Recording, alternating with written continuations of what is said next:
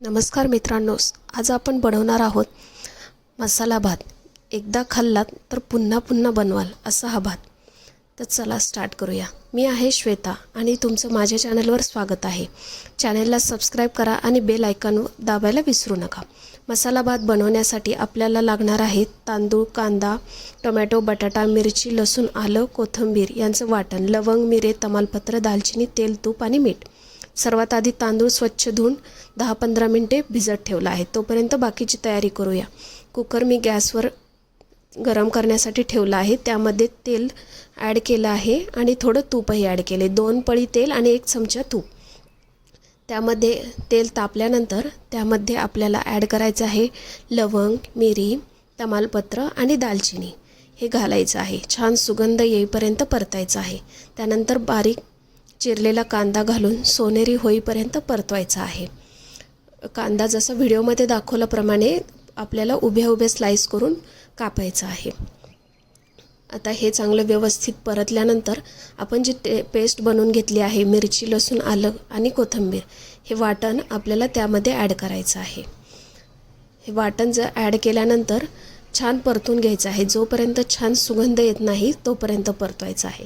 म्हणजे जे आलं आणि लसूणचे जो वास आहे उग्र वास तो जरा कमी होईल। त्यानंतर त्यात आपल्याला चिरलेला मी टोमॅटो टाकला आहे। त्यानंतर आपल्याला मसाले ॲड करायचे आहेत। त्यामध्ये मी हळद, धने पावडर, जिरे पावडर आणि घरचा मसाला ॲड केला आहे। मसाले ॲड केल्यानंतर पुन्हा एकदा परतवायचं आहे आणि त्यानंतर मी तांदूळ ॲड करत आहे। तांदूळ ॲड केल्यानंतर आपल्याला पुन्हा व्यवस्थित परतवायचे आहे, जेणेकरून तांदळाला सगळे मसाले जे आहेत ते व्यवस्थितपणे लागले पाहिजे। या पद्धतीने आपल्याला व्यवस्थित सगळं परतून घ्यायचं आहे। त्यानंतर आपल्याला बटाटे, जे चिरलेले बटाटे आहेत ते ॲड करायचे आहेत। बटाटे हे ऑप्शनल आहेत, काहींना बटाटे नाही आवडत, पण आमच्या घरात बटाटे आवडतात मसाले भातामध्ये, त्यामुळे मी ॲड केले आहेत। त्यानंतर आपल्याला यामध्ये गरम पाणी ओतायचं आहे। ओके, गरम पाणी म्हणजे जेवढा तांदूळ तुम्ही घेताल त्याच्या दुप्पट आपल्याला पाणी टाकायचं आहे। आणि मसाले भात करताना नेहमी गरम पाण्याचाच वापर करावा।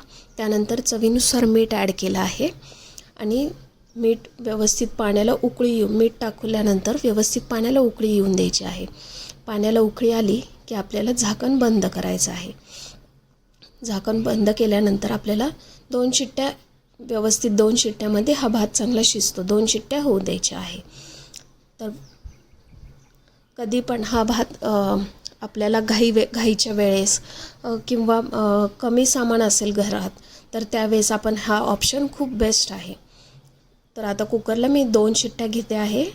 तर चला पटकन माझ्या व्हिडिओला लाईक करा, सबस्क्राईब करा आणि पुढच्या अशा छान रेसिपीसाठी तयार राहा। अशाच नवनवीन रेसिपी प्रत्येक वेळेस तुमच्याबरोबर घेऊन येत जाईल आणि रेसिपी कशी झाली ते